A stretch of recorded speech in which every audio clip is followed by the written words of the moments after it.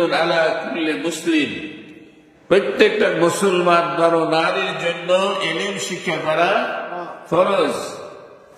তবে রাসূল সাল্লাল্লাহু আলাইহি ওয়াসাল্লাম বলছেন ফাযালিকাল ইলমুন নাফিউ, তোমাদের একটা উপকারী ইলম আছে, সেই ইলমটা হলো কি ইলমে মুকাশফা। জোরে বলুন সুবহানাল্লাহ। রাসূল সাল্লাল্লাহু আলাইহি ওয়াসাল্লাম বলছেন দুইটা ইলম তোমাদেরকে আছে, একটা ইলমে মুআমালা আর একটা ইলমে মুকাশফা। মনোযোগ দিয়ে কথা শুনেন, কাজে লাগবে। মাহফিল ওয়াজ নসিহত রং তামাশার জায়গা না, এখানে কিছু শিখার বস্তু আছে, আছে কিনা? জোরে বললে আছে কিনা? আছে।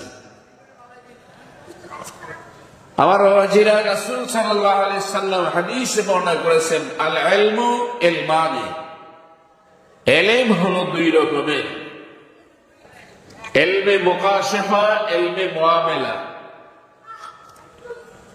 যেটা দেখিয়া শুনিয়া পড়িয়া অনুভব করিয়া যে ইলম শিক্ষা করা যায় এটাকে বলা হয় মুআমালা, এটার নাম হলো শরীয়ত।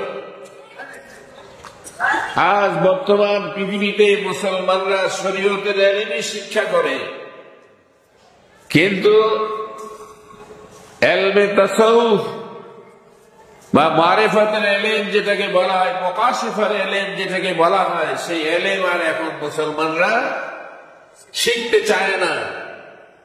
আর এটাকে তারা মনে করে যে এটা বেদাত।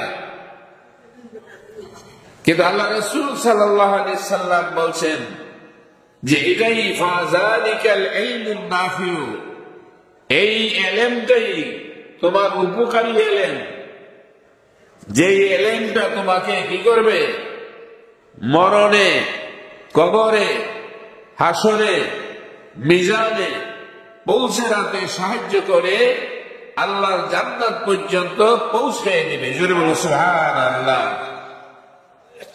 এই ইলমটা হলো ইলমে মুকাশফার ইলম। এই ইলমটা বই পুস্তক পড়ে পাওয়া যাবে না।